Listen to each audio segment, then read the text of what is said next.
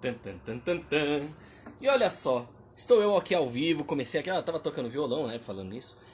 O tema do De Volta para o Futuro, mas afinal, qual dos De Volta para o Futuro? Bom, por mim, todos os De Volta para o Futuro, né? Mas fazer o quê? Faz parte. E, bom, cá estamos. Né, cadê aqui? Né, eu tô aproveitando essa sexta-feira, deixa eu ver que dia é hoje. Dia 19 de março, né, de 2021. Ainda estamos aí numa época meio pandêmica, mas estamos vivos. Até o momento, pelo menos, estamos todos inteiros, espero eu, né?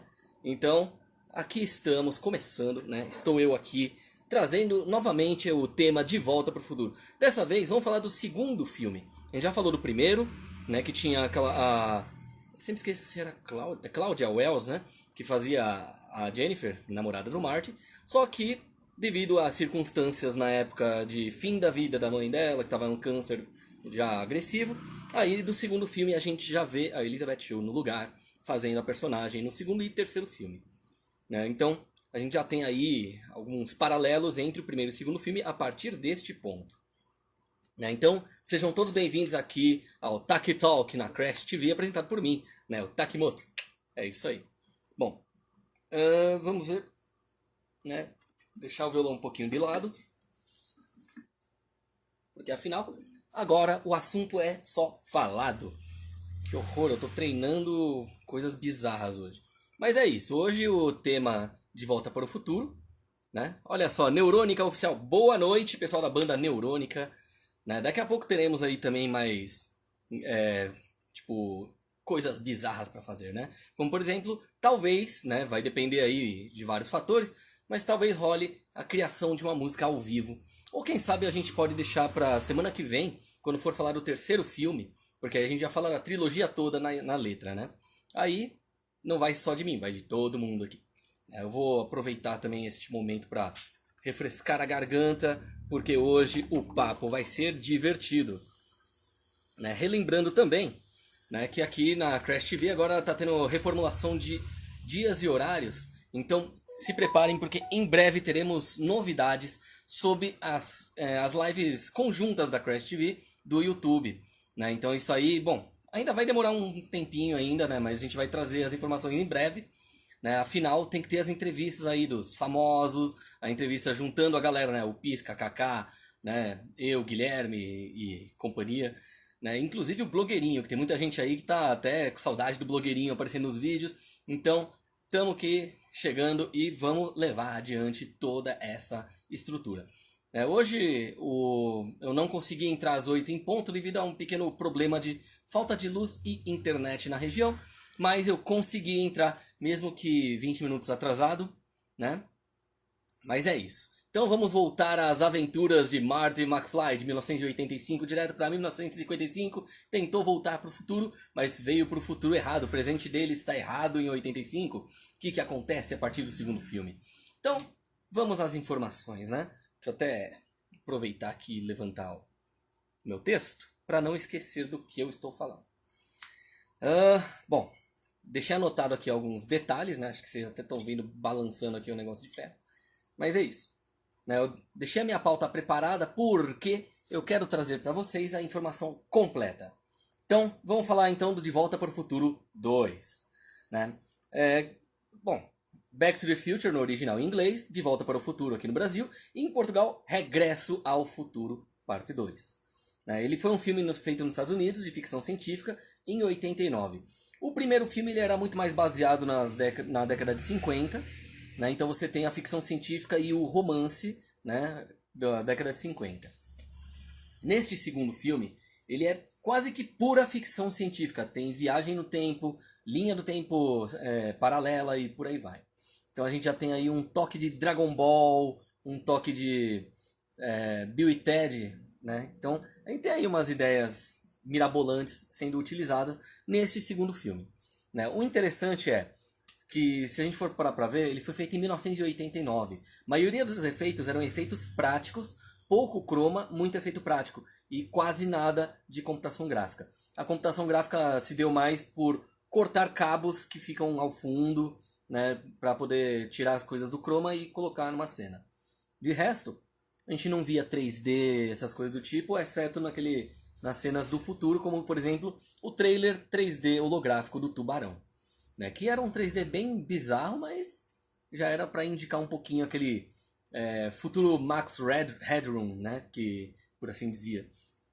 Bom, 2015 muita coisa não aconteceu como era esperado pelo filme, mas muitas outras coisas aconteceram, algumas até antes.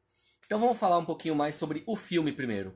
Né, o De Volta para o Futuro 2, assim como foi no primeiro, ele foi escrito pelo Robert Zemeckis, que também dirigiu, e junto com ele foi escrevendo junto Bob Gale, que é justamente ele que queria, né, tipo, imaginar como seria ele encontrando o pai dele lá no passado, quando o pai dele era adolescente, da idade dele, aquela coisa toda.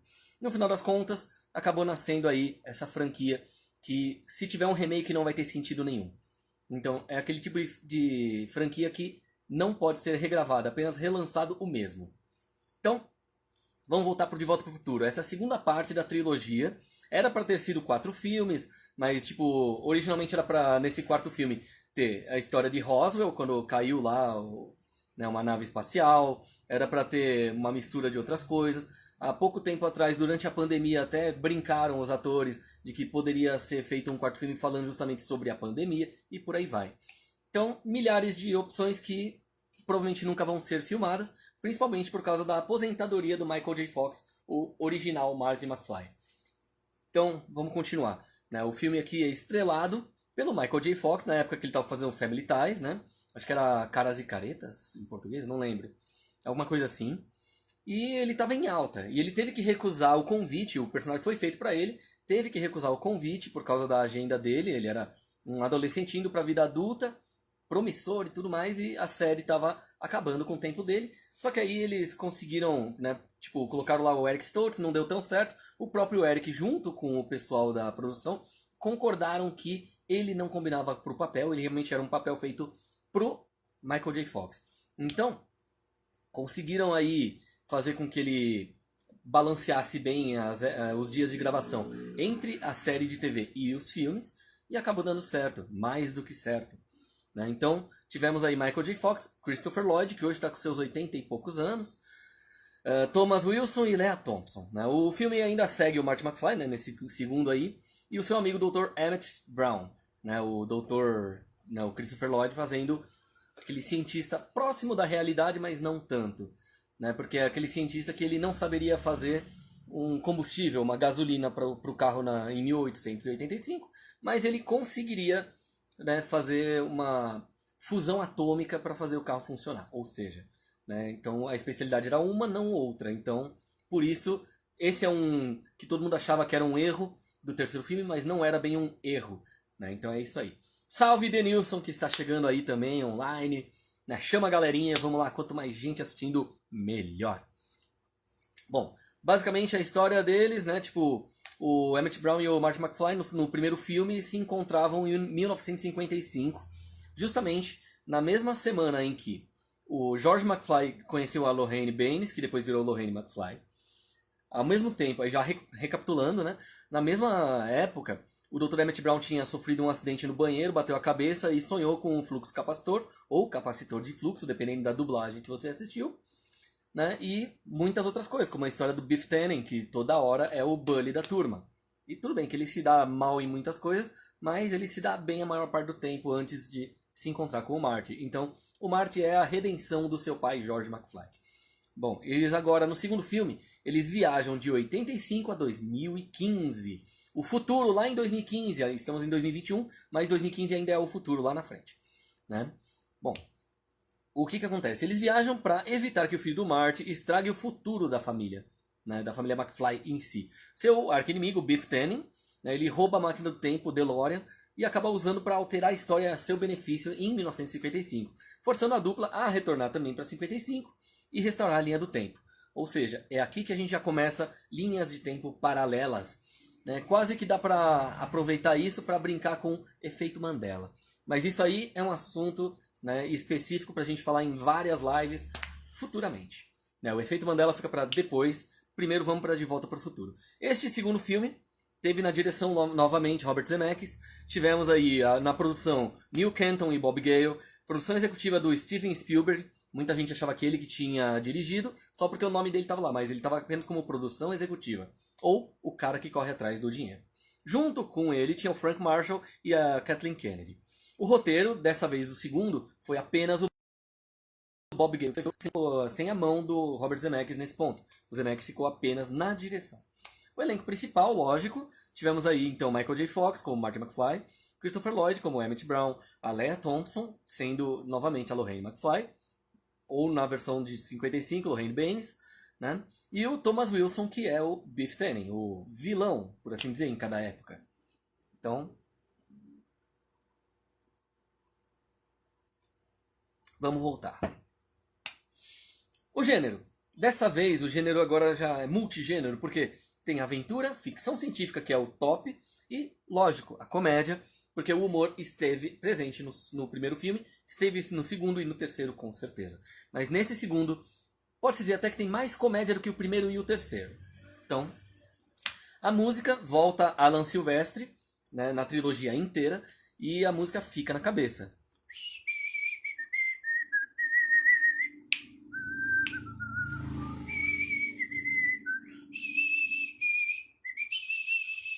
E é isso aí. Bom, cinematografia, né, o Dean Candy novamente. Edição, dessa vez foi Harry Keramidas e Arthur Schmidt. E, lógico, distribuição pela Universal. Né, e teve Fox, Universal, vários fazendo as distribuições e tudo mais. Lançamento, aí a gente já pensa em 22 de novembro de 1989, né, e nos Estados Unidos. No Brasil já veio em 14 de dezembro, também do mesmo ano, ou seja, teve um delay aí de quase um mês depois. E, lógico, na semana seguinte, em Portugal, dia 22 de dezembro de 89. Né? Lógico, o idioma original em inglês, foi passado em quase todos os países. Né? O orçamento foi de 40 milhões e a receita de 331 milhões. Ou seja, foi um baita de um estouro. Né? Vamos pensar agora sobre como foi produzido o orçamento disso. Então, 40 milhões de dólares. Foi rodado em conjunto com a sua continuação, que é o De Volta para o Futuro 3, que é o do Velho Oeste. Que aí já entra a mistura do western, né, o western tipo espaguete, com basicamente aí uma leve ficção científica, quase nada. E lógico, bastante aventura. Né? O terceiro filme, inclusive, ele foi o único que teve jogo no Mega Drive, que já começa na fase mais difícil. Que é justamente quando a Clara Clayton ela tá na carroça desgovernada e o Dr. Emmett Brown salva ela, se apaixona, depois dele ter feito um baita de um discurso de que o amor não existe, que isso e aquilo. E depois ele se apaixona. É uma coisa muito louca. Então, é isso. Né? Seja bem-vindo também Lúcio Alves Amaral, que chegou agora. Né? Pelo que vejo, é guitarrista. Acho que é guitarrista. Se for baixista, me corrija. Mas é isso. O que acontece aqui, então, no De Volta para o Futuro 2? Né? O filme produziu 40 milhões, recebeu 331 milhões de retorno. Foi um retorno muito alto e isso ajudou bastante. O filme, né, o segundo foi rodado junto do terceiro. Né? As filmagens começaram em fevereiro de 89 e depois de 2 anos de construção de cenários, escrita dos roteiros e tal. Basicamente, os dois atores do primeiro filme, o Crispin Glover e a Claudia Wells, não retornaram. Né? No lugar da Claudia Wells, a gente teve aí a Elizabeth Shue, que foi convocada para substituir a Wells, né, no papel da personagem Jennifer Parker. Já o personagem do Glover, né, o George McFly, precisou ter a sua participação diminuída, bem reduzida na história, infelizmente, justamente por causa de alguns problemas aí, então colocaram outro ator interpretando ele e não foi creditado, pelo menos na primeira vez, né, quem era esse outro ator. Pegaram um cara parecido, fizeram maquiagem para ficar igual, só para continuar. Só que o Glover acabou processando o Zemeckis e o Gale e obrigou eles a se retratarem no filme de forma a suprir a falta do seu personagem. Então, De Volta para o Futuro 2, ele se tornou um projeto inovador para o estúdio de efeitos visuais, que era a Industrial Light and Magic. Vocês devem conhecer vários filmes aí por ela, né? Que além da composição digital, né, a Industrial Light and Magic usou também o sistema de câmera de controle de movimento VistaGlide, que é quando a câmera ela faz o mesmo movimento sempre, para poder pegar, por exemplo, quando o ator faz uma cena e ele vai contracenar com ele mesmo no mesmo local. Então, o ator tem que ser muito bom e decorar o tempo para poder gravar. E aí a mesma câmera vai usar o mesmo filme ali para gravar a mesma cena duas vezes. Então, qualquer errinho do ator vai estar naquela versão final, ele vai ter que contracenar de novo os dois personagens com ele mesmo. O que acontece? O sistema de câmera de controle e movimento VistaGlide permitia ao ator retratar vários personagens simultaneamente na tela sem sacrificar o movimento da câmera. Então, já deixa aí o VistaGlide. Procurem depois aí que é uma coisa bem legal. Um dia eu trago o assunto exclusivamente sobre técnicas de filmagem, técnicas de edição, etc., utilizados em épocas diferentes. Né? Principalmente porque quem assistiu WandaVision vai entender perfeitamente essa coisa de linguagens diferentes, estilos de filmagem e de edição diferentes a cada episódio nos primeiros 5 episódios, no caso, né? Depois começou a ter aquela bagunça toda e já foi para a versão cinematográfica Marvel pra gente ver realmente o desenrolar da história. Lógico, o De Volta para o Futuro 2 foi distribuído pela Universal, sendo lançado em 22 de novembro de 89 nos Estados Unidos. O filme recebeu críticas mistas, né, da crítica e tal, arrecadou mais de 331 milhões em todo o planeta e foi, assim, se tornou o terceiro filme de maior bilheteria de 1989. Lógico, no elenco, então, o Strickland, né, voltou lá, o diretor careca lá da escola, que estava como inspetor Strickland em 55, e diretor Strickland em 85, né, dentro da história. Né? Ele foi o James Tolkien, que era o ator. Jeffrey Wiseman fez o George McFly velho. Né? O Crispin Glover foi George McFly através de filmagem de arquivo do primeiro filme, e por aí vai. O Flea, baixista do Red Hot Chili Peppers, ele era o Douglas J. Needles, ou apenas Needles, que é um dos rivais do Marty McFly de 85, enquanto o Biff Tannen é o rival do George McFly e acaba virando também do Marty, né, consequentemente. Mas é curioso saber que o baixista do Red Hot apareceu no primeiro, segundo e terceiro filme ali, de certa forma, na parte de 1985, como sendo um dos bullies que gosta de ficar enchendo o saco do Marty. Lógico, Michael J. Fox como Marty McFly também fez o Marty McFly Jr. e a Marlene McFly, que é a filha do Marty, né? Mas isso aí é no futuro, de 2015. Lógico, o Christopher Lloyd voltou como Dr. Emmett Brown, né? Thomas Wilson como Biff Tannen e Griff Tannen, né? O Griff do futuro é se não me engano, filho ou sobrinho do Biff, né? É umas coisas muito doidas. E lógico, a Lea Thompson como Lorraine Baines McFly, né? Então, tá vendo só? Informações aqui a gente traz na íntegra. O Denilson comentando aqui, baixista do Red Hot, tá aí que eu não sabia. Tá vendo? Bom, falando do desenvolvimento, né? Originalmente, uma sequência não tinha sido planejada. Naquela época era aí. O Robert Zemeckis ele era contra fazer continuações de filmes. Todo filme deveria ser fechado num filme só. Só que ele deixou algumas pontas soltas, só para o pessoal ficar com a imaginação aberta. Só que o sucesso foi tão grande, mas tão grande, que eles acabaram cedendo e fazendo uma continuação e acabou virando uma trilogia. Então o próprio Zemeckis disse que inicialmente não tinha planejado aí uma sequência para o primeiro filme, mas o sucesso tão grande de bilheteria levou à concepção de uma segunda parte. Mais tarde ele concordou em fazer uma continuação, mas só se o Michael J. Fox e o Christopher Lloyd retornassem também. Então, queria continuar como se fosse um grande filme, que são 3.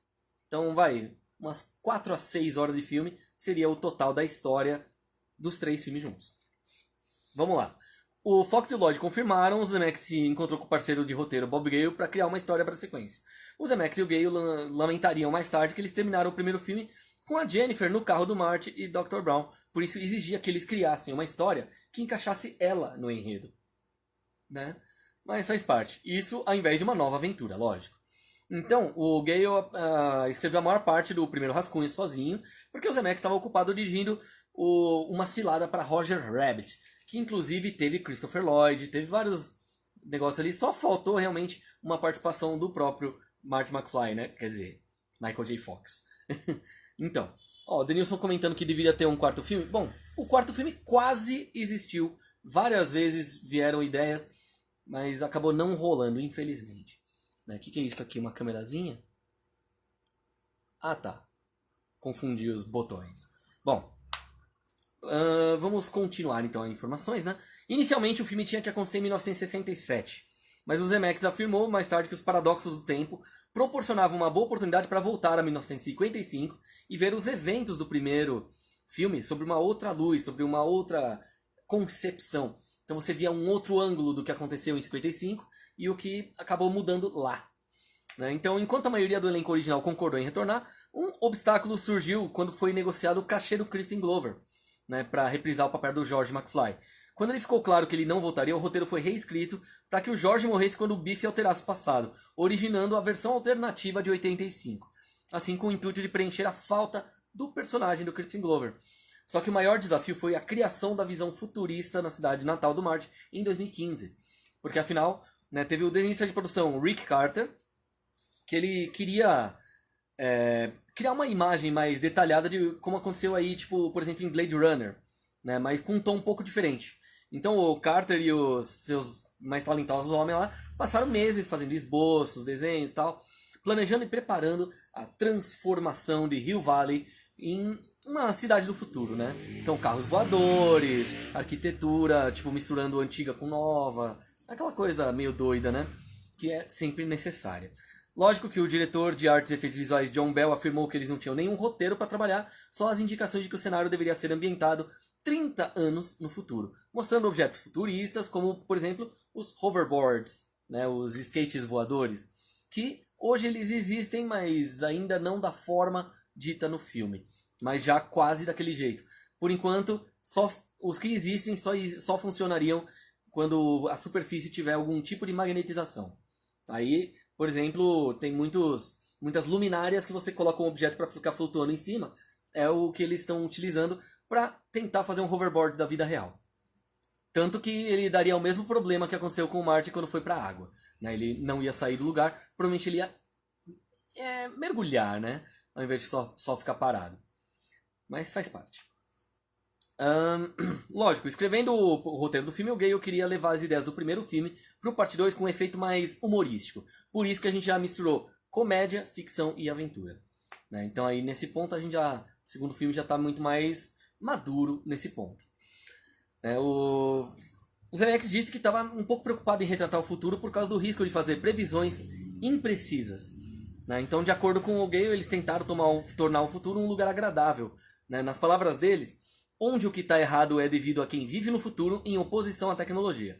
E em contraste, o futuro do George Orwell, ou futuro orwelliano, que seria pessimista, visto na maioria das ficções científicas. Para manter os custos de produção baixos e tirar proveito também aí, né, de uma pausa prolongada que o ator Michael J. Fox teve enquanto fazia a série Family Ties, né, que ele estava terminando as gravações da série enquanto as filmagens do parte 2 começavam. Então, o filme acabou sendo filmado em conjunto com a continuação de Volta para o Futuro 3. Né? Originalmente era o 2 e o 3 era para ser um filme só e ter um terceiro que agora poderia ser o quarto. Mas é isso. Então o segundo filme ele foi basicamente esse o desenvolvimento. A produção demorou 2 anos para a conclusão do conjunto e escrita do roteiro antes das filmagens aí poder finalmente começar, por assim dizer. Né? Durante a produção, a criação da aparência dos personagens idosos era um segredo bem guardado, envolvendo aí técnicas de maquiagem de última geração. Né? O próprio Michael Jackson, inclusive, utilizou várias delas em alguns clipes. Né? Então, a gente teve Michael Jackson branco e gordo em um clipe. Aí, se não me engano, o mesmo tipo de técnica foi utilizado em alguns filmes do Ed Murphy para ele se transformar em tipo pessoas mais velhas ou mais novas ou pessoas diferentes para conversar com elas mesmas. Por isso que Ed Murphy usa e abusa desse tipo de coisa, para ter 8 personagens Ed Murphys falando com eles um com os outros. Mas faz parte. Bom, o que acontece sobre o caso de Volta para o Futuro 2, que é o de hoje, né? Assim, o Michael J. Fox descreveu o processo como muito demorado. Ele reclamava que demorava mais de 4 horas para tornarem ele 30 anos mais velho. As filmagens tinham início no dia 20 de fevereiro de 89. Né? Nessa época eu tinha acabado de fazer poucos dias antes meus 3 anos de idade. Né? Então eu vi praticamente o filme no cinema, foi muito legal. Criança de 3 anos vendo o filme, muito bom. Bom, Durante o período de 3 semanas, perto da conclusão do filme, a equipe se dividiu. Enquanto a maioria permaneceu filmando a parte 3, né, alguns ainda, incluindo o escritor-produtor, que é o Bob Gale, eles focaram em terminar seu predecessor. Então o próprio Zemeckis dormia apenas poucas horas por dia, porque ele estava supervisionando 2 filmes ao mesmo tempo, que um era a continuação do outro. Então era necessário ele ter ali uma certa atenção, né? O que acontece? Ele teve que voar entre Burbank, que é onde estava sendo concluída a parte 2, e outros locais da Califórnia onde eram realizadas as filmagens da parte 3. Então, era uma viagem frenética o tempo todo, era o cara tipo dormindo 2, 3 horas por dia no máximo, mas foi um resultado, ó, top. Afinal, é uma das melhores trilogias de todos os tempos de Hollywood e é intocável. Zemeckis falou: nem por cima do meu cadáver, nem assim será feito um novo filme. Quer dizer, um remake ou... Quer dizer, um novo filme talvez, mas um remake jamais será feito enquanto ele estiver vivo. E seja bem-vinda, Pamela! Finalmente chegou aqui na live. Bom, né? Voltando aqui. Como a gente já está falando do segundo filme, olha, o pessoal do Road on the Road também está online. Ó, que o filme foi considerado um dos projetos mais inovadores da Industrial Light and Magic, por exemplo. Foi uma das primeiras incursões da empresa em efeitos de composição digital, né? Assim como também o sistema de câmera lá do o Vista Glide, né? Que é aquele negócio da câmera em movimento, que depois repete o mesmo movimento para a pessoa poder se encontrar com ela mesma no vídeo, né? Quantas vezes fosse necessário. Então é uma coisa bem interessante. O que acontece? Então o Vista Glide permitiu a gravação de algumas de uma das sequências mais complexas, inclusive, desse filme, na qual o Michael J. Fox interpretou 3 personagens. Então ele fez o Marty McFly, o Marty McFly Jr. e a Marlene McFly, né, que é a filha do Marty. É uma coisa muito louca, isso aí é no futuro, né, então aí já temos algumas informações um pouco diferentes do comum. Né, então o que acontece? Nessa sequência aí todo mundo interagia entre si, então tinha 3 Michael J. Fox falando um com o outro. Então, ao invés de usarem chroma key, eles literalmente filmaram a cena toda 3 vezes com a mesma câmera, o mesmo rolo de filme. O Vista Glide, no caso. Bom, embora essas cenas não fossem novas e tudo mais, o Vista Glide permitiu pela primeira vez uma cena completamente dinâmica por causa do movimento que era utilizado. Ó, Stoner Pokémon 420. Né? Seja bem-vindo, welcome here. É isso aí. Deixa eu ver aqui. Bom, né, basicamente essa dinâmica toda aí que eles usaram era interessante porque a técnica foi usada também em cenas que o personagem do Thomas Wilson, Christopher Lloyd e a Elizabeth Shue, eles se encontram e interagem com as suas duplicatas temporais. Então imagina só, você encontra a sua versão mais velha pessoalmente. E é uma versão que você demorou 4 horas para ter aquela maquiagem toda. Então você tem que ensinar muito bem.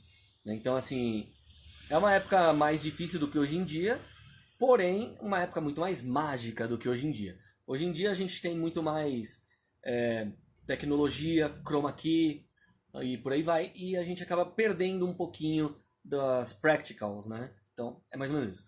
Oh, Stoner Pokémon, how are you? I'm fine, thanks, and you? Né? Today we're talking about Back to the Future 2. E é isso aí. Supervisor de animação, vamos falar sobre Wes Takahashi. Colocamos um japonês aqui, né? Então, assim, o que acontece... um pouco antes disso, vamos falar um pouquinho sobre as breves cenas feitas com imagens geradas por computador, já que quase nenhuma computação gráfica, né? São bem poucas as vezes que aparecem. Então, o que acontece? As cenas foram feitas com imagem gerada por computador, por exemplo, o tubarão holográfico, que o Marty fica com medo por causa do trailer do filme fictício Tubarão 19, de 2015, que, pra mim, seria só um prelúdio ao Sharknado. Ponto. O supervisor Wes Takahashi, de animação, era o chefe de departamento da animação da ILM, ou Industrial Light and Magic, né? E o que acontece? Ele trabalhou intensamente nas sequências de viagem no tempo do filme, assim como tinha feito no filme original e na parte 3. Quando o filme se aproximou do seu lançamento, tinha imagens suficientes do parte 3 gravadas para permitir um trailer, que aí acabou sendo colocado nos créditos finais do segundo filme para falar, ainda tem mais, espera que vai ter mais filme. Daí, depois de alguns meses, foi lançado. Então foi uma das poucas vezes em que o filme teve sua sequência lançada no mesmo ano, com uma diferença bem pouca, assim, de meses. O que acontece? Montaram esse trailer para ser apresentado no fim da parte 2, antes dos créditos finais, garantindo que para os espectadores aí que a história ainda teria mais um capítulo. Agora vamos falar sobre a polêmica da substituição do Crispin Glover, né? Já que foi falado que ele processou e tudo mais, que ele não aceitou o cachê original. Lógico que ele acabou se ferrando bastante na carreira, depois acabou fazendo alguns filmes de redenção, por assim dizer. Fez um ou outro personagem pequeno em alguns filmes. Fez A Vingança de Willard, que era muito bom. O personagem Willard, ele apareceu nas Panteras 2, detonando, se não me engano. E que, né, tinha a menininha do ET, né, que era a Drew Barrymore. Tipo, pós-drogas e não pré-drogas. Mas até aí é outra história. Isso aí fica para outro filme, né, sobre Rehab. Quer dizer, outro filme não, outro vídeo aqui do Tac Talk. Então, vamos falar sobre Crispin Glover. Deixa eu ver aqui. O Stoner Pokémon, that's good, I'm good, thank you. Heard lots of good things about you. Through my good friend Guilherme. Whoa, that's nice. Né? Bom, Bruno Neves. Seja bem-vindo, Bruno Neves Oficial. Então, deixa eu ver aqui. Então.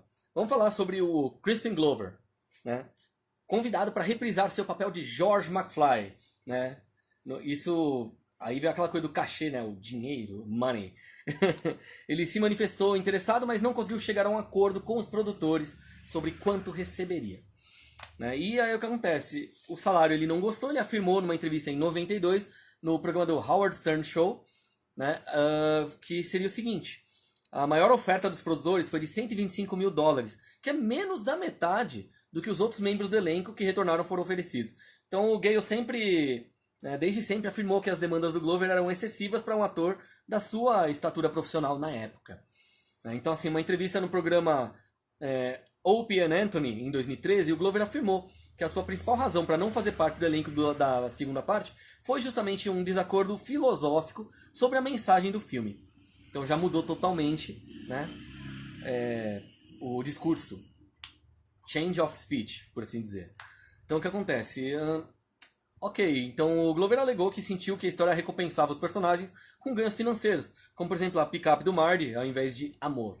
É uma coisa meio bizarra, mas parece que ele tinha tanto o amor quanto a picape. Então fica aquela grande dúvida: será que ele está certo? Será que ele está errado? Será que ele teve que estudar 20 e poucos anos para poder ter um argumento qualquer ali que outra pessoa deve ter passado para ele porque ele não tinha isso antes? Bom, em vez de escrever o George McFly para fora do filme, o Zemeckis usou imagens que já tinham sido filmadas no primeiro filme, né, assim como algumas novas do ator Jeffrey Weissman, que usava prótese, incluindo até um queixo falso, né, a fake chin. Né, então é o que acontece. Né, nariz, maçã do rosto ali para ficar parecido com o Crispin Glover. Lógico, né, tipo, as várias técnicas foram usadas para maquiar, né, nas filmagens, incluindo o Weissman, assim, por exemplo, colocando ele de fundo e não em primeiro plano, para assim não ficar tão na cara que é outro ator, né? Aí o que acontece? Tipo, tendo até um momento em que ele usou óculos escuros e foi pendurado de cabeça para baixo, né? Para quem se lembra de quando o George McFly velho em 2015 tinha problema na coluna e aí ficou de ponta cabeça. Upside down, né? Tipo, bom.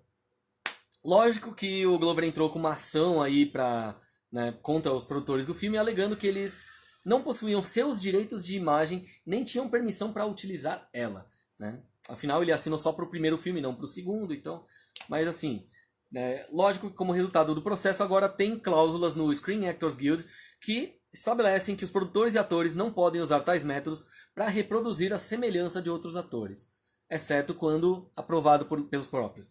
Quando eles estão mortos, aprovado pelas suas famílias. Isso me faz lembrar Havaí 5.0, que na nova versão usaram o ator principal da série antiga em uma cena icônica, acho que foi na 4ª ou 5ª temporada da nova versão, como sendo o próprio nome dele, sendo o nome do personagem, foi uma coisa muito louca. E olha só o Guilherme! Fala, Guilherme! Seja bem-vindo aqui, estamos nessa live especial do De Volta para o Futuro 2, né? Então, assim, basicamente tivemos aí o Crispin Glover mudando as leis de Hollywood para cinema. Lógico, também tivemos a outra substituição, Claudia Wells, né, a belíssima Claudia Wells, que acabou tendo que sair do filme. Ela não pôde participar do segundo em diante, justamente porque a mãe dela estava passando desta para melhor e de uma forma agressiva. Vamos falar um pouquinho mais sobre isso agora. A Claudia Wells, ela interpretou a namorada do Marty, a Jennifer Parker, no primeiro filme, né, e foi convidada para reprisar o papel, lógico, mas acabou tendo que recusar devido a problemas pessoais. Aí os produtores tiveram que convocar a atriz Elizabeth Shue para substituir ela. O que obrigou a refilmagem das cenas finais do primeiro filme para a parte 2.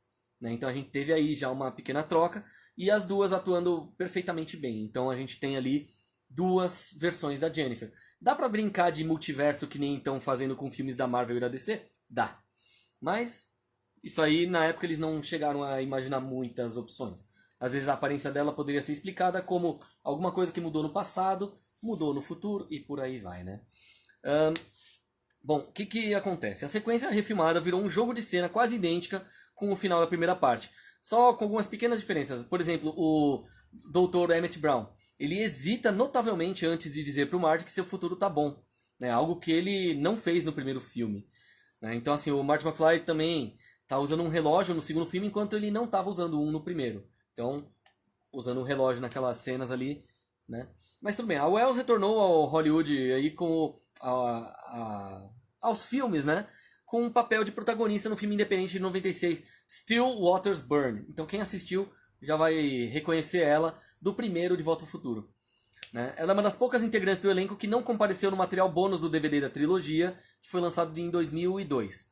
Né? Mas, no entanto, ela é entrevistada nos mini-documentários Tales from the Future, inclusos no Blu-ray, lançado em 2010.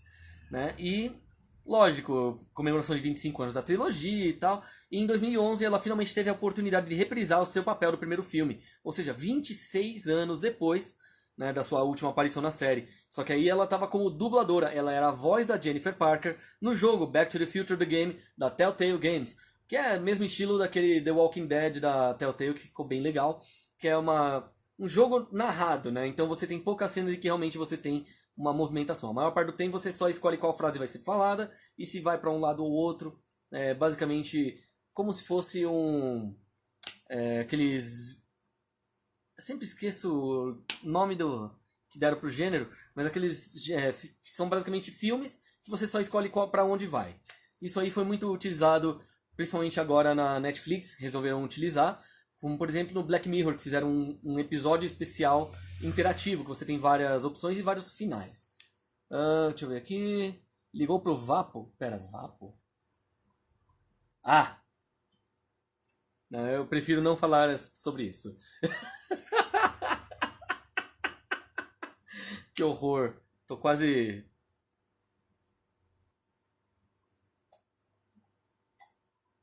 Que horror. Bom, mas tudo bem. Então a gente já sabe aí então os motivos do Crispin Glover e da Claudia Wells do porquê eles não estiveram no segundo e terceiro filme. Lógico, o que representa o futuro pro pessoal que assistiu aí, o futuro de 2015, lá na frente, já que estamos em 2021 aqui atrás, né? De acordo com Zemeckis, o ano 2015, retratado no filme, não foi concebido para ser uma representação precisa do futuro.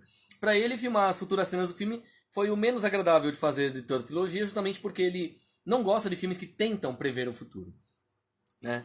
Então, assim, ele fala que os únicos que ele realmente gostou foram os feitos por Stanley Kubrick, por exemplo, que nem mesmo ele acabou previndo... Quer dizer, nem mesmo ele previu o PC quando fez Laranja Mecânica, né, o computador e tal.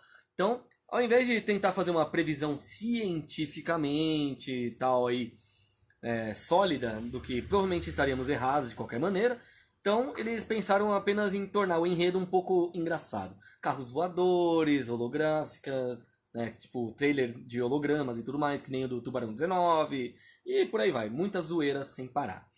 Né? Então, eles só quiseram deixar o filme mais engraçado nessa parte de como representar o futuro. Lógico, então eles colocaram até piada de a previsão do tempo ela é precisa. Bom, daqui a 15 segundos vai para a chuva. Aí, 10, 9, 8, 7, 6, aí a chuva para, sabe? Então, finalmente uma época em que a previsão do tempo é precisa, até em segundos e tudo mais. Então, foi basicamente isso. Ainda assim, os cineastas do filme fizeram algumas pesquisas sobre o que os cientistas achavam que poderia ocorrer no ano 2015.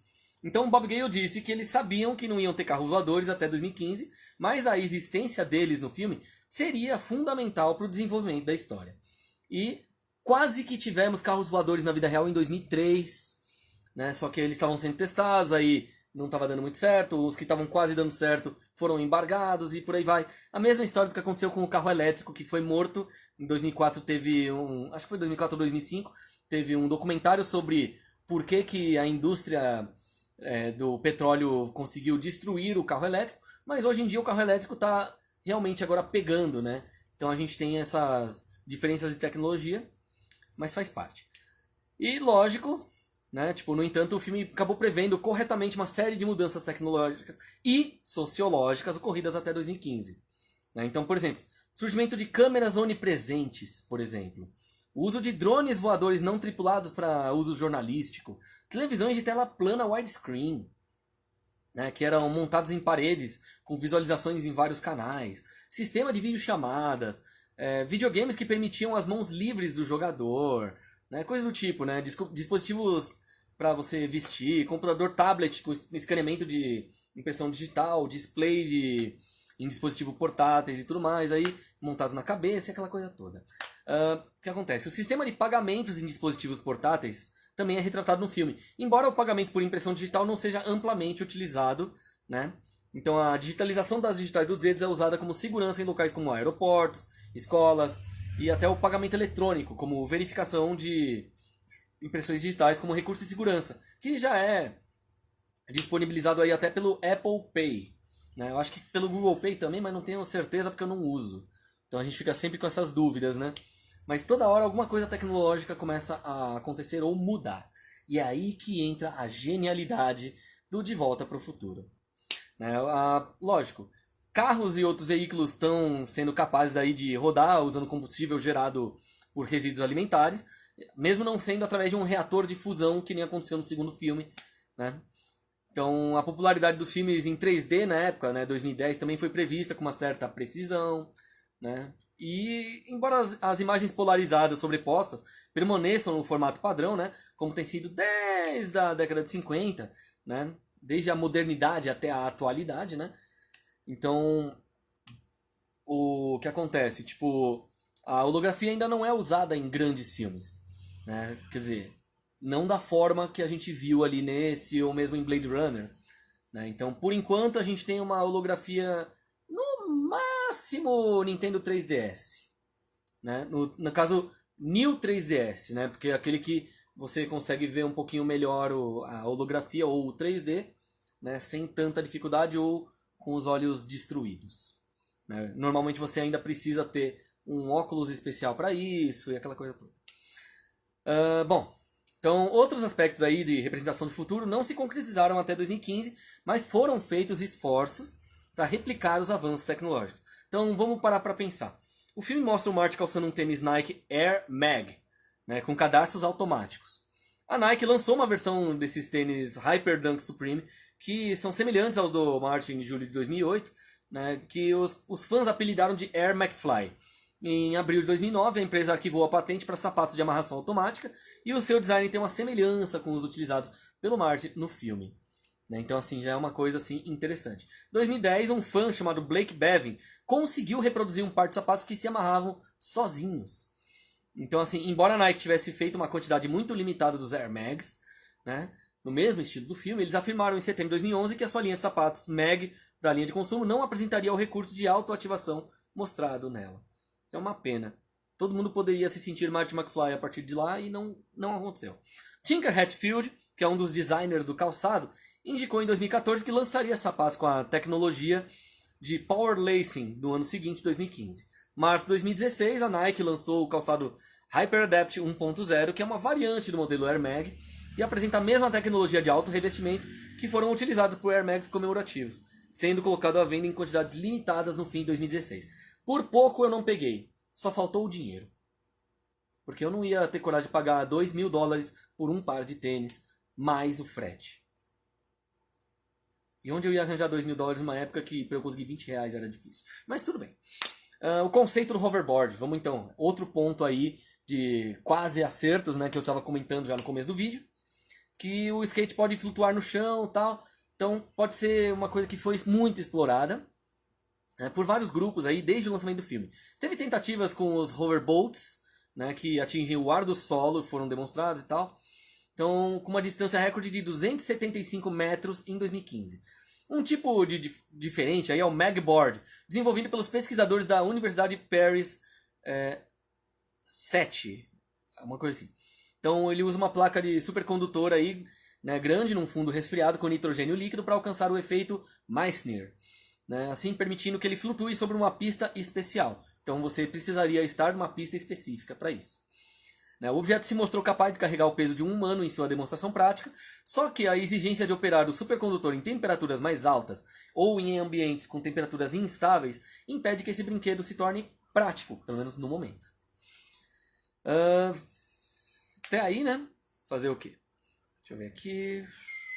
Em março de 2014, uma empresa chamada HUVR Tech supostamente demonstrou um hoverboard em funcionamento junto com várias celebridades, incluindo Christopher Lloyd, né? Embora isso aí em breve foi revelado como só uma brincadeira criada pelo site Funny or Die. Lógico que teve aí, se não me engano, o Tony Hawk ou o Bob Burnquist, não lembro qual dos dois, acho que foi o Tony Hawk, que era o skatista em cima do skate desse vídeo. Então é uma pena que ele não tenha sido real, mas teve Christopher Lloyd no meio e tal. As tábuas de duas rodas autoequilibradas tornaram-se populares em 2015, apesar de não flutuarem acima do solo como o hoverboard do filme. Lógico, numa outra cena de 2015, o filme mostra que o time de beisebol Chicago Cubs venceu a World Series 2015 contra o fictício time do Gators sediado em Miami, fazendo uma referência à maldição de Billy Goat. Agora, vamos a uma coisa curiosa. A temporada 2015, os Cubs se classificaram para a pós-temporada, marcando sua primeira aparição na temporada desde 2008. Mas os Cubs perderam a National League Championship Series, não a World Series, para o New York Mets em 21 de outubro de 2015. Coincidentemente, o mesmo dia que Marty, o Brown e a Jennifer chegaram no futuro em 2015, que foi conhecido como o dia que ficou conhecido como o Back to the Future Day, né, o BTTFD. Apesar de terem perdido 2015, no ano seguinte os Cubs finalmente venceram a World Series 2016 contra os Cleveland Indians. O perfil oficial do Twitter, a franquia do Back to the Future, escreveu que a viagem no tempo em Marty e Doc causou uma ruptura no contínuo espaço temporal que levou à greve da Liga de Beisebol de 94 e posteriormente cancelando a World Series daquele ano, atrasando assim a previsão precisa por um ano. Na verdadeira World Series 2015, o Kansas City Royals derrotou os Mets para ganhar seu primeiro campeonato na World Series desde 85. Mesmo ano que o Marty e o Doc partiram para irem para o futuro. Então a gente já tem aí, né, mais umas informações. Aí o fictício Miami Gators, quando o filme foi feito, no estado da Flórida, ainda não tinha uma equipe de beisebol na Major League. Depois do lançamento do filme foram fundadas duas equipes na Flórida. O Florida Marlins, que atualmente é o Miami Marlins, né, em 93, e o Tampa Bay Devil Rays, hoje com o nome de Tampa Bay Rays, né, em 98. Nenhuma das duas equipes conseguiu se classificar depois da temporada 2015. Então, temos muitas coincidências graças ao filme, né? Lógico, a recepção do filme foi muito boa e tal, né? A bilheteria foi altíssima. Então, você gasta 40 milhões para ganhar 331 milhões? Maravilha! Você teve aí um belo de um retorno. Então, trilha sonora. Lógico, foi lançada pela MCA Records no dia 22 de novembro de 89. O AllMusic classificou a trilha com 4 estrelas e meia de 5. Né? Ao contrário da trilha sonora do filme anterior, o parte 2 contém apenas a partitura instrumental do compositor Alan Silvestre. Nenhuma das canções vocais apresentadas ao longo do filme são apresentadas no álbum da trilha sonora, infelizmente. Então vocês conseguem ver aí que o negócio foi bem louco, né? Porque acabou prevendo muita coisa, né? E algumas coisas foram feitas por causa do filme. Então a gente vê tablets, impressão digital para fazer pagamento, essas coisas que a gente tem hoje em dia, como sendo o futuro de 2015 em 1985. Então, eles tentaram não fazer uma previsão real e acabaram fazendo um monte de previsões reais. Então, eles são tipo os Simpsons em 85, antes dos Simpsons existirem. Relembrando que Simpsons é do final, é de 89 para 90, foram lançados lá fora e tal. Então, né, De Volta ao Futuro veio antes dos Simpsons e previa antes dos Simpsons.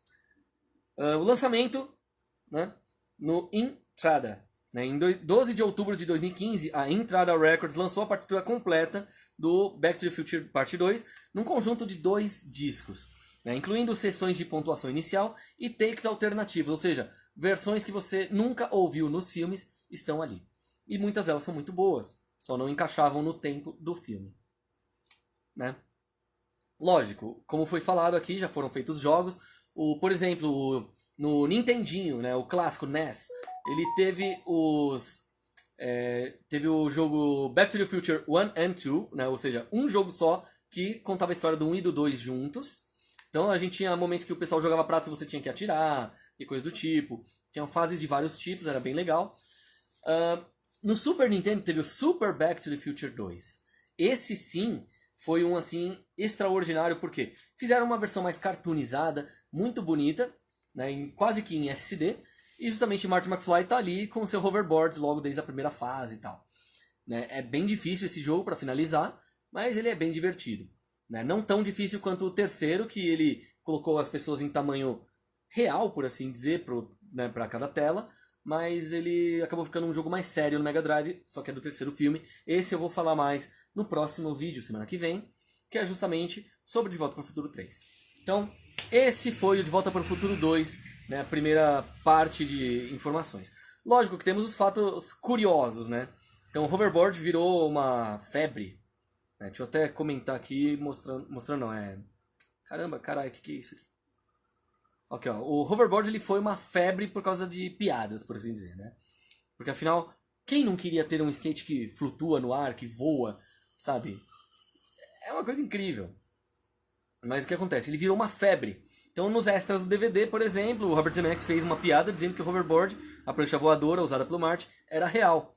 Né? Então, uma galera acreditou e começou a realmente uma busca frenética, né?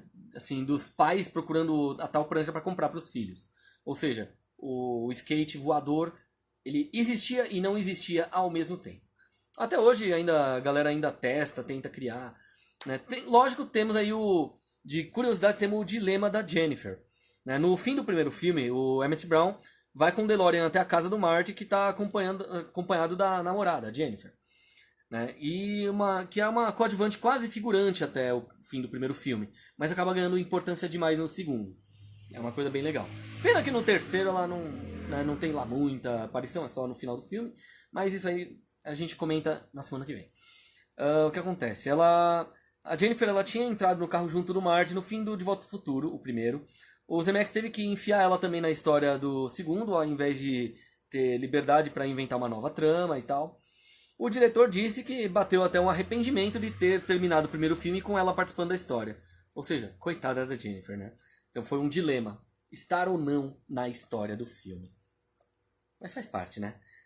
Bom, lógico. Outra curiosidade, como eu tinha falado da série Family Ties, ou Caras e Caretas, né? Aqui no Brasil.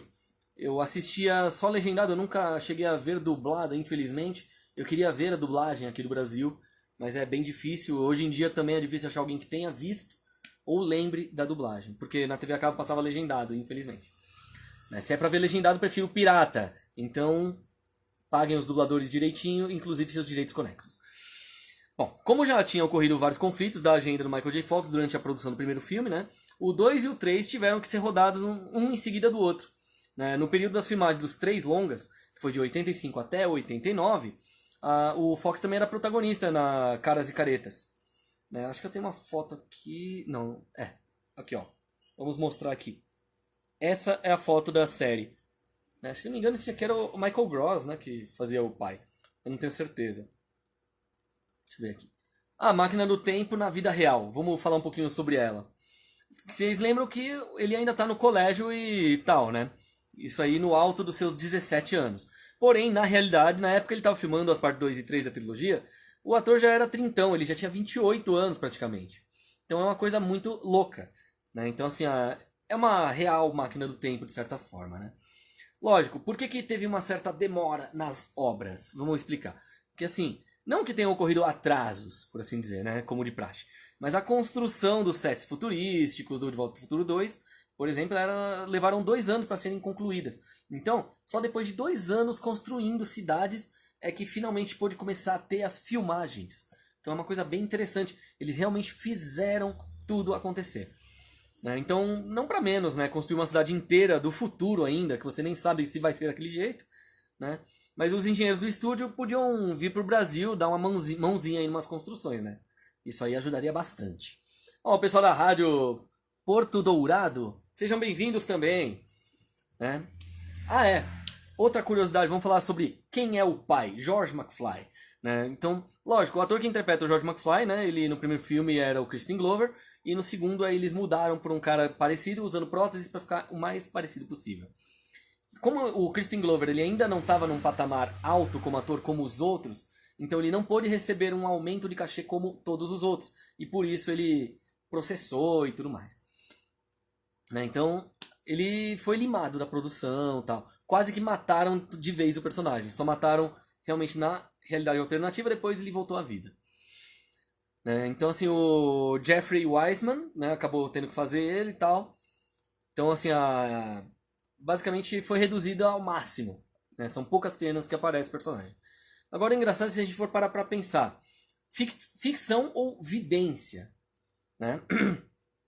Que assim, a apresentação do futuro que o filme tinha, né, que o segundo no caso, né, era mais ou menos assim, tipo, era só um intuito de ser cômica.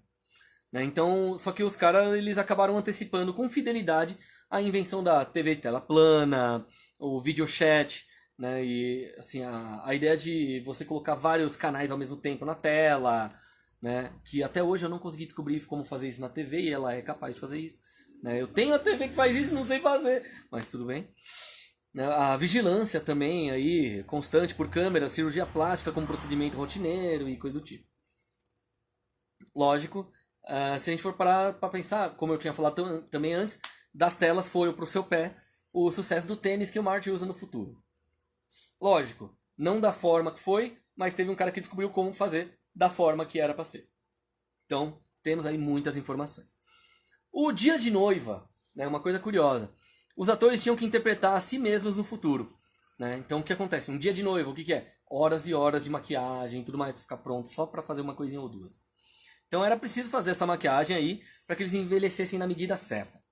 Lógico que todo o processo de transformação demorava aí 4 horas. Então isso dá para lembrar bastante até a época depois, futuramente, X-Men, quando faziam a Mística. Né? Eram horas e horas. Chegava, se não me engano, chegava a 8 horas maquiando e colocando prótese porque era no corpo inteiro. No caso deles era 4 horas porque era apenas o rosto. Então é uma coisa curiosa. A primeira vez a gente nunca esquece, se a gente for parar pra pensar, porque você lembra, por exemplo, o Marty McFly, quando ele entra na lanchonete do futuro e ele vai dar uma de solícito com duas crianças que estão tentando entender como que funciona um fliperama antigo, o da pistolinha, né, que no primeiro filme, em 85, justamente ele era campeão naquele jogo de tiro de Velho Oeste. E aí, e duas crianças não estavam sabendo como ligar a máquina. Era bizarro. Aí beleza. Então o que acontece? Um dos moleques é ninguém mais, ninguém menos que o Elijah Wood em sua primeira aparição no cinema. Então ele como sendo uma das crianças no seu primeiro trabalho de cinema e ele quem diria que tipo quase 30 anos depois ele ia ser o Frodo. Então, tá aí. E ele, se não me engano, era ele que falava que era jogo pra criancinhas, e ele é uma criança que não queria jogar por causa disso. É meio bizarro, eu sei. Agora pensa você reconstruir uma cidade inteira, né, Velho Oeste. Hilltown, que seria aquela cidadela natal do Marty, foi construída a bons custos por primeiro filme, né? Lógico, no De Volta ao Futuro 2 teve que ter 3 aparências diferentes. A bonitinha de 85, a destruída e decadente também de 85 e a bonitinha de 55. Lógico que nessa última aí de 55 a cidade, né, teve que ser reconstruída do zero. E até custou 1000 vezes, né, ficou 1000 vezes maior do que o primeiro filme. Então faz o que, né? Haja grana pra isso. Mas lógico, o encanto submarino pro Halloween. Vamos parar pra pensar nisso aí. Porque assim, os figurinos usados no baile do Encanto Submarino no primeiro filme foram perdidos. Né? Então, e aí? O que acontece, né? O pessoal perde todas as roupas? Então, só que, exceto o vestido usado pela Lorraine, que é a mãe do Marty, interpretada pela Lea Thompson, que ela foi a única do elenco a usar o mesmo vestido do baile no segundo filme. Então, ela curtiu tanto o vestido que ela levou para casa. E até hoje, as suas filhas usam ele no Halloween para fazer a personagem Lorraine McFly. Então, é uma coisa interessante. Né? Bom, vamos pensar na ideia de Michael J. Fox agora ter que penar nas aulas de skate antes de começar a filmar. Né? Então, assim, o que acontece? Teve a sequência do De Volta para o Futuro, 1 e 2 aí, que ele tinha que usar o hoverboard. Né? Então, desde que tinham terminado as filmagens da primeira parte, ele já tinha esquecido como andar de skate. Né? E aí, o que acontece? Se ele andasse de bicicleta no filme, talvez tinha sido mais fácil. Mas o skate era importante, primeiro, segundo e terceiro filme, graças ao hoverboard. Lógico que a gente tem um paradoxo aqui, né? Então, assim como as celebridades que se hospedam em hotéis usando nomes fictícios, De Volta para o Futuro 2 foi filmado sob o codinome de Paradox. Né? Então, assim, o que acontece? Se você coloca lá na claquete De Volta para o Futuro, todo mundo vai saber que esse é o nome do filme. Agora, se você filma ele com o nome Paradox e lança como De Volta para o Futuro, ninguém vai saber o porquê que mudou o nome. Mas normalmente tem o nome do projeto e o nome final. Né? Então é uma coisa importante para quem trabalha com cinema, TV, etc. Principalmente por causa de espionagem industrial, por assim dizer, só que na área artística, que acontece muito, infelizmente. Bom, vamos pensar na faculdade mais longa do mundo? Por que eu digo isso? Né? Num dos primeiros roteiros escritos para a sequência do De Volta para o Futuro, né? O Marty ia parar no ano de 1967 e trombava com os pais na faculdade. Só que se você fizer as contas, o George e a Lorraine se formaram em 55. Então, pensa. 55, 67. Quanto tempo eles ficaram na faculdade que eles não terminam? Né? Então, o que acontece? Fazendo as contas, o George e a Lorraine se formaram em 55 no baile do Encanto Submarino. Ou seja, significaria que 12 anos depois da formatura, eles ainda estão na faculdade. Então, ou eles fizeram 4 faculdades de 4 anos, ou eles repetiram muito, ou sei lá. Então é uma coisa meio doida, se a gente for parar para analisar. Essas são algumas das curiosidades possíveis de serem listadas. Né? Mas qual que é o real motivo do De Volta para o Futuro 4 não acontecer? Lógico, de certa forma é comovente a ideia. Porque, assim, se você for pensar, viagem para o futuro e para o passado com uma máquina do tempo DeLorean, enquanto você conta as viagens e aventuras do Marty McFly, é uma coisa fantástica e tudo mais. E junto com o seu cientista, né, o seu amigo cientista, Dr. Emmett Brown, no caso Christopher Lloyd. Só que o De Volta para o Futuro colocou o sonho de muita máquina do tempo em nossas vidas. E a produção ainda pode ser um assunto para muitas séries e filmes. Só que um dos produtores acabou falando, né, o Bob Gale no caso, ele recentemente aí, se não me engano foi no final de 2020 agora, durante a pandemia, ele fez uns comentários sobre a possibilidade do quarto filme ser lançado e explicou por que isso nunca aconteceria. Lógico, de acordo com ele, os anos se passaram e Michael J. Fox, que é um dos atores principais, ele agora está com 59, indo para 60 anos. Né? E ele tem Parkinson, ele até se aposentou oficialmente em 2018. Então, é uma situação um pouco complicada. Por isso, era certo que o quarto filme não ia, né, não viria para o futuro praticamente sem o Michael J. Fox. Então, De Volta ao Futuro teria perdido seu encanto sem ele. Teria que ser ele novamente. Né? Ou colocar ele e o Eric Stoltz frente a frente para serem futuros paralelos da mesma pessoa. Vai que, né? Recentemente, o Marty McFly, né, o Michael J. Fox, falou sobre sua doença e apoiou as explicações do Gale de não fazer um novo filme, explicando que ele tinha dificuldade em manter os roteiros na sua memória. Então, por que disso? Lembra, ele tinha o Parkinson, que já fazia ele ter aquele problema da tremedeira e tudo mais. Tanto que acabou virando piada na série, acho que foi na Spin City, a série, né, que falava sobre isso. Eu não lembro se era essa série ou se era outra que veio depois. Bom, o Michael J. Fox ele tem lidado com essa doença do Parkinson por muitos anos e explicou que quando ele está se aproximando agora dos 60, ele está lentamente perdendo a habilidade mais importante de um ator, que é memorizar as falas do roteiro. Então, ele afirmou da seguinte forma, ele diz: eu sempre tive uma proficiência real para falas e memorização. E eu tive algumas situações extremas em que os últimos trabalhos que fiz foram realmente papéis com muitas palavras. Eu lutei durante os dois. Palavras dele. Então o que acontece? A memorização é uma parte essencial para ser ator. Eu, por exemplo, sou ator e tenho dificuldade com isso. Né? Tanto que eu não pego lá grandes trabalhos, né? Justamente porque eu não consigo decorar falas grandes ou muito extensas e tal. Então, assim, no caso dele, as suas lutas para fazer direcionaram para outro campo do qual ele gosta muito, que é escrever. Então, o que acontece? A gente já tem alguns livros aí que o Michael J. Fox fez de autobiografia, né, sobre o próprio Parkinson e tudo mais. Ele já escreveu seu quarto livro de memórias aí, chamado No Time Like the Future, ou Não Há Tempo Como o Futuro, que vai ser lançado aí, acho que é esse ano, se não me engano, né? Ou seja, em breve. Então ele disse que ele estava decidido a isso, que a habilidade dele com o violão não é boa, o esboço dele não é mais bom, a dança nunca foi boa e atuar está cada vez mais difícil dele fazer. Então, é só escrever. Felizmente, ele gosta muito disso. Então, a gente agora sabe o motivo atual do porquê, né? E aí a gente comenta agora sobre o fato de ele se aposentar, porque a estrela, né, o Michael J. Fox, o grande ator, ele anunciou que vai se aposentar de vez da atuação, se não me engano foi em final de 2020 mesmo, ou na metade, eu não lembro agora. Mas o que acontece? Ele assim, a segunda vez que ele toma essa decisão, porque a primeira vez foi lá pra trás, tal, e por isso que teve a volta com o Spin City.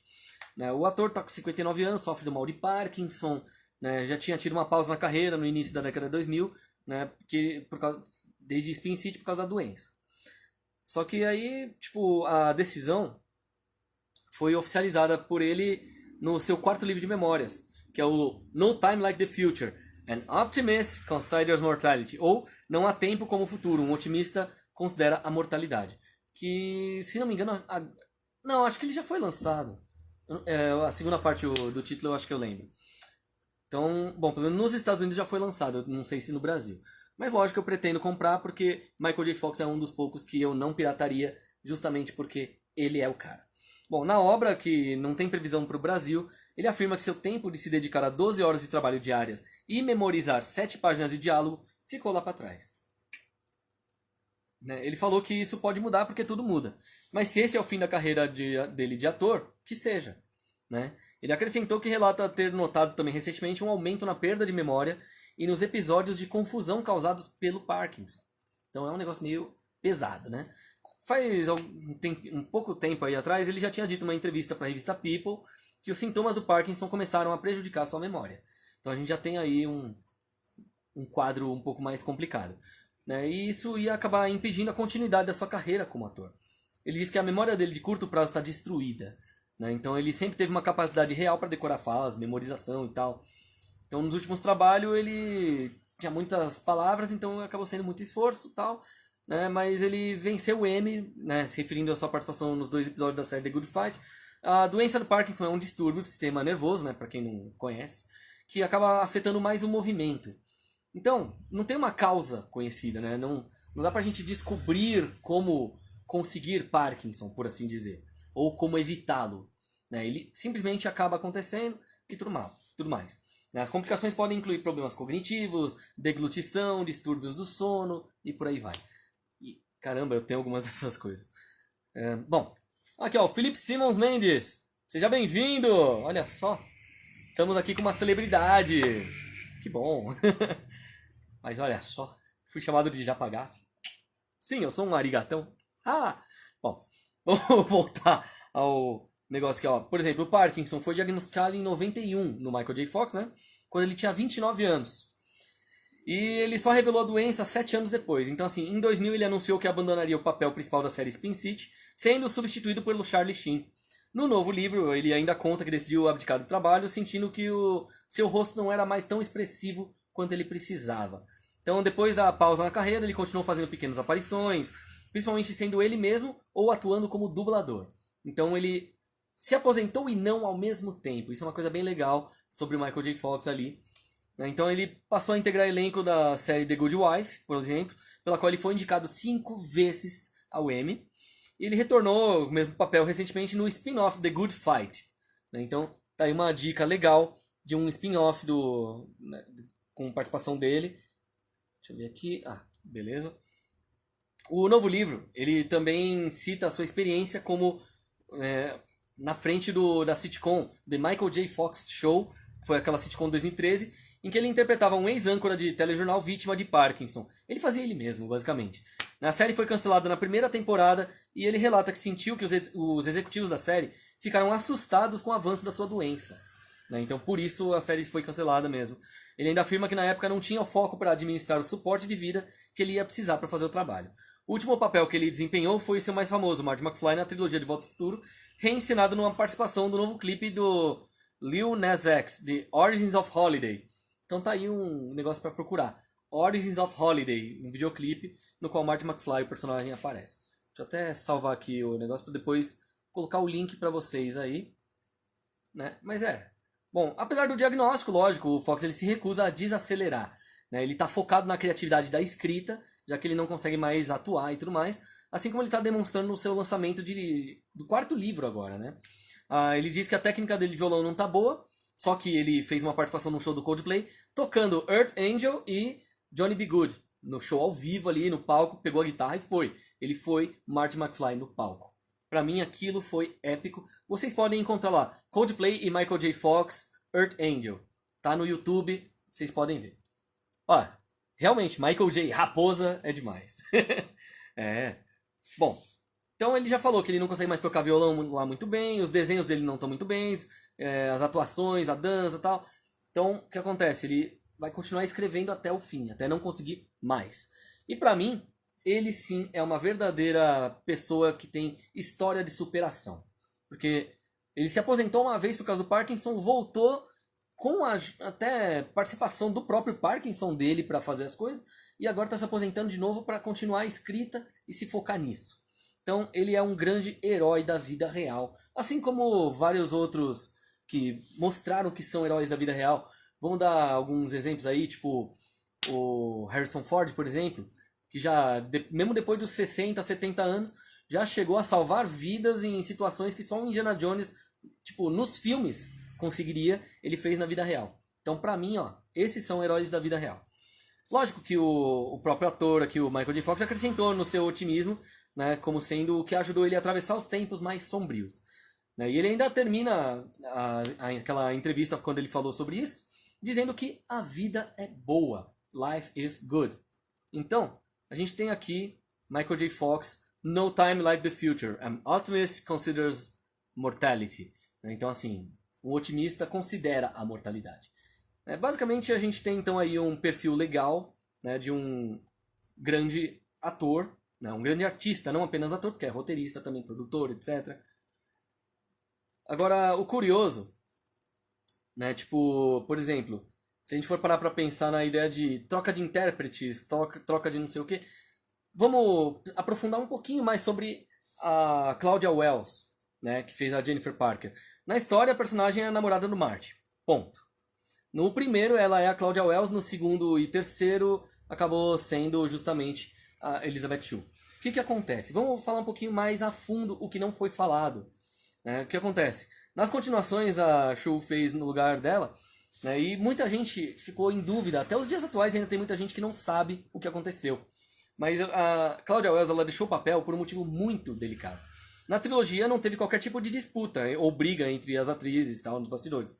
O motivo real foi o seguinte: na época das gravações do segundo De Volta ao Futuro, ela deixou o papel para cuidar da mãe dela, que tinha sido diagnosticada com câncer.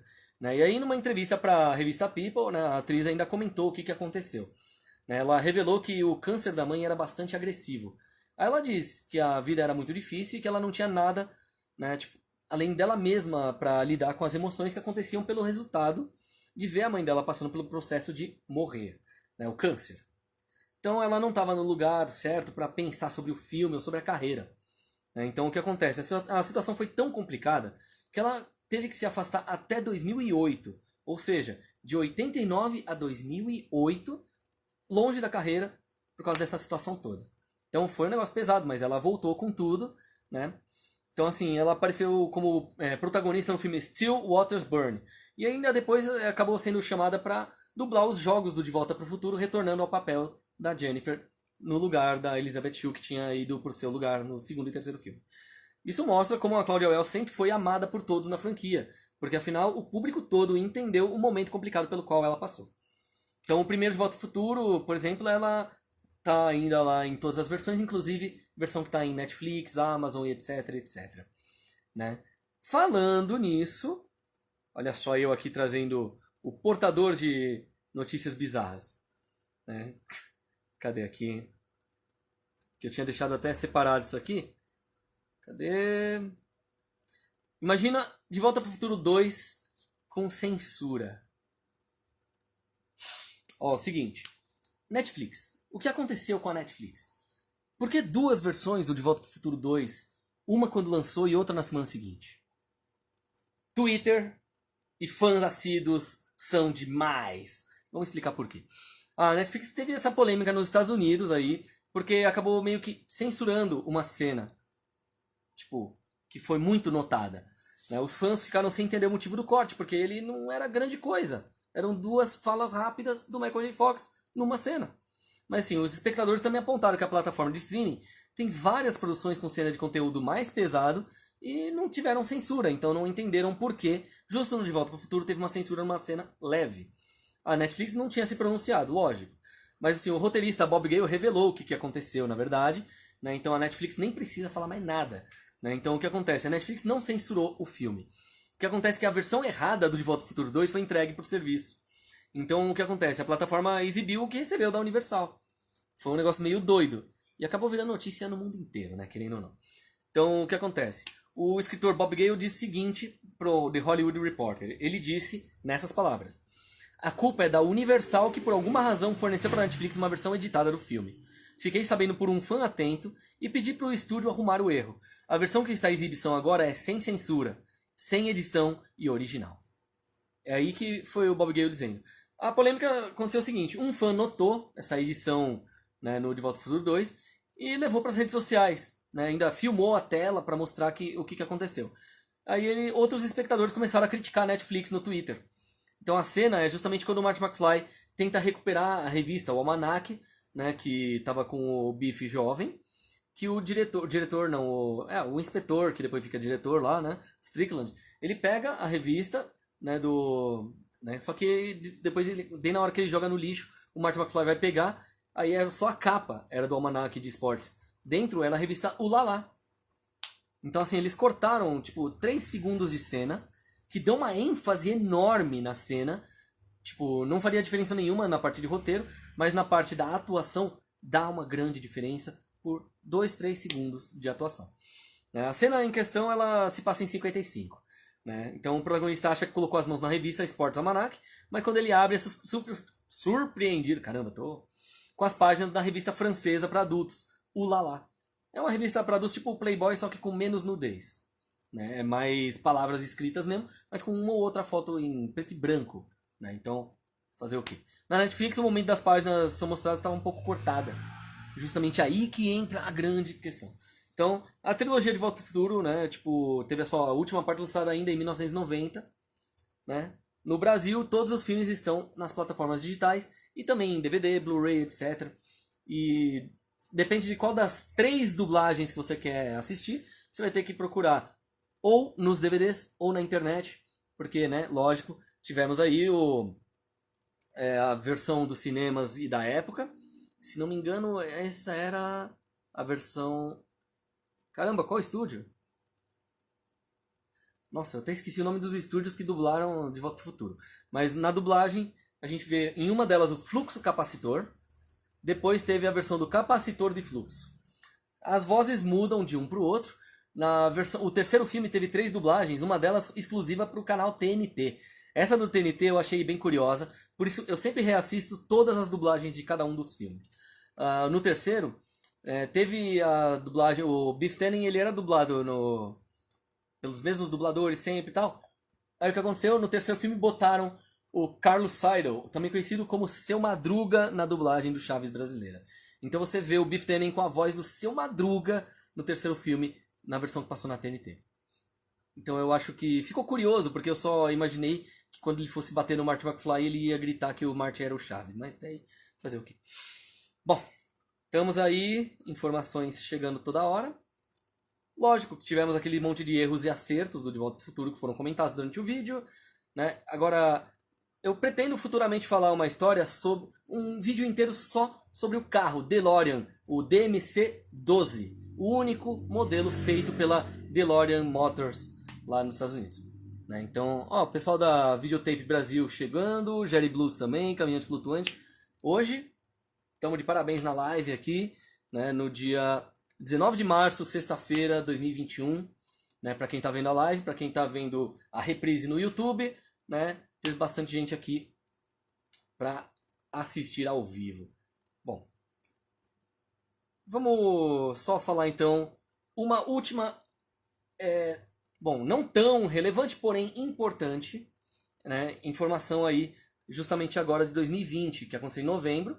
Porque vocês se lembram daquela mulher que ficava pedindo doações para o Marty McFly no começo do filme, falando para salvar a Torre do Relógio? Mais fácil até mostrar a foto dela, ó, aqui. Essa atriz, né? Bom, vamos falar aqui. O nome dela é Elsa Raven. Ela era conhecida pelo papel de ser a mulher que pede doações para o Marty McFly no intuito de salvar a Torre do Relógio e tal, no primeiro De Volta ao Futuro. Na terça-feira, dia 3 de novembro, ela veio a falecer, infelizmente, em 2020. né? Então, o que acontece? Foi em Los Angeles, ela tinha 91 anos. E lógico, a causa da morte não foi revelada, então não vamos especular se foi ou não Covid, apesar de ser na época disso, né? O óbito foi confirmado pelo agente da Elsa ao portal internacional Deadline. Então, tá aí uma triste notícia, né? Mas quem sabe um dia teremos aí viagens no tempo, quem sabe alguns de nós possa voltar no tempo e ser figurante em um dos 3 filmes para poder fazer parte dessa história.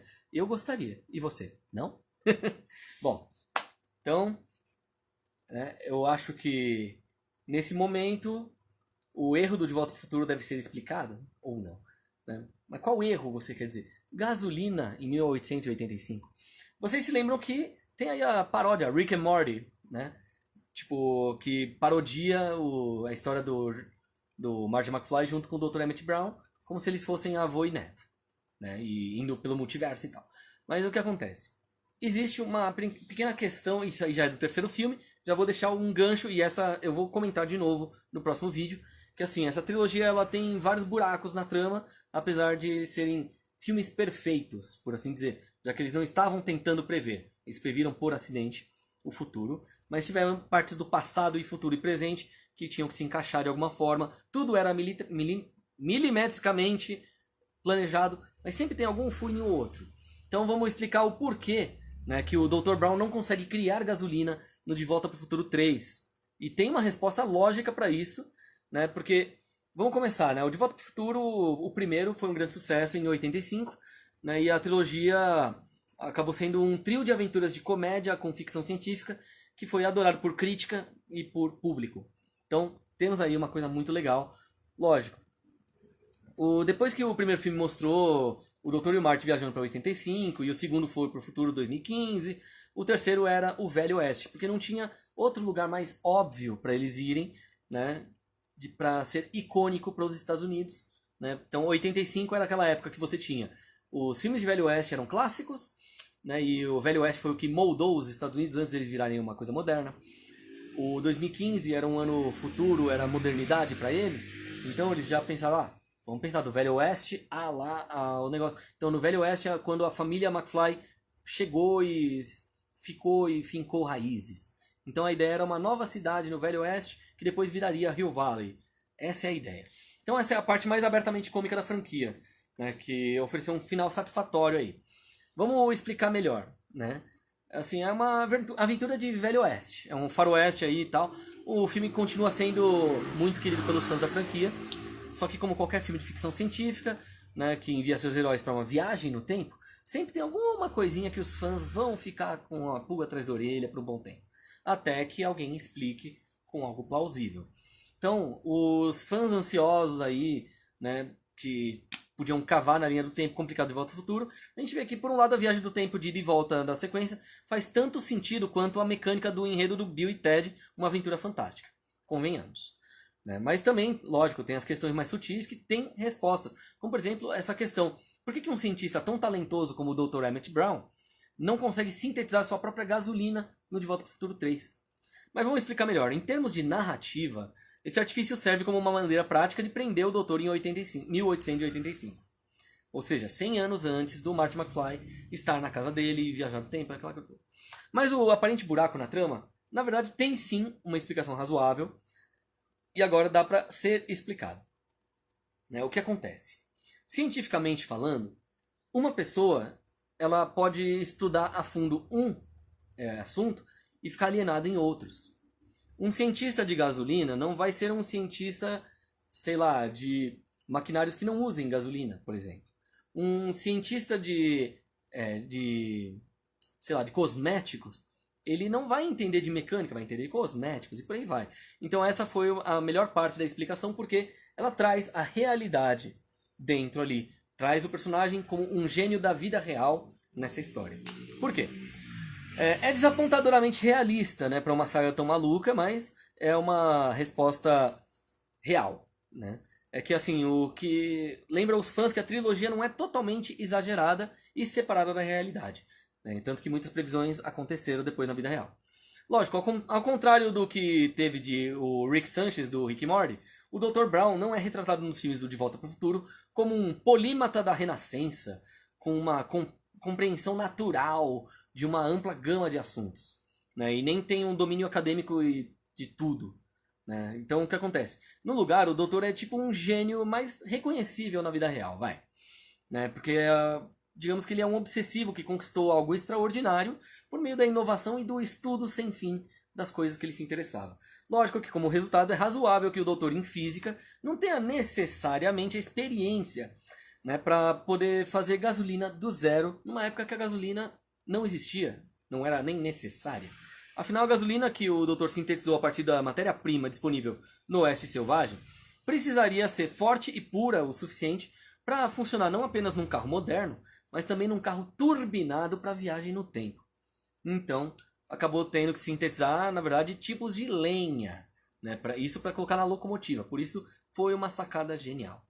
Os espectadores podem presumir aí que o DeLorean tem requisitos bastante específicos para uma viagem no tempo tranquila, e que a gasolina fabricada por um homem que não é basicamente um químico experiente, provavelmente não passaria no teste, né?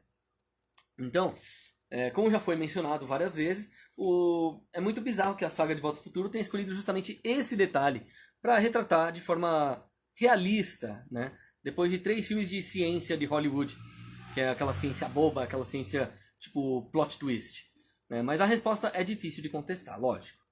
Então, eu finalizo esse vídeo com essa informação que provavelmente eu vou acabar tendo que comentar no próximo vídeo de novo. Afinal, falar mais sobre o terceiro do que sobre o segundo e o primeiro filme. Então, até semana que vem aqui às 8 da noite na Trash TV Oficial ao vivo e reprise logo em seguida para quem perdeu a live no youtube.com/yatalog. É YATTALOG. Eu vou deixar aí embaixo na descrição e espero que vocês se divirtam muito mais. Chamem a galera, compartilhem com todo mundo e, se possível, tragam mais gente aí para participar, comentem bastante, porque aqui tudo acontece. É música, é filme, é o mundo nerd acontecendo de cabo a rabo. Aqui no Tech Talk você tem muito mais informação e diversão. Então, semana que vem, se preparem, porque vamos criar uma música ao vivo baseada na trilogia. E vocês vão participar desta criação. Então, eu fico por aqui e até semana que vem. Fui!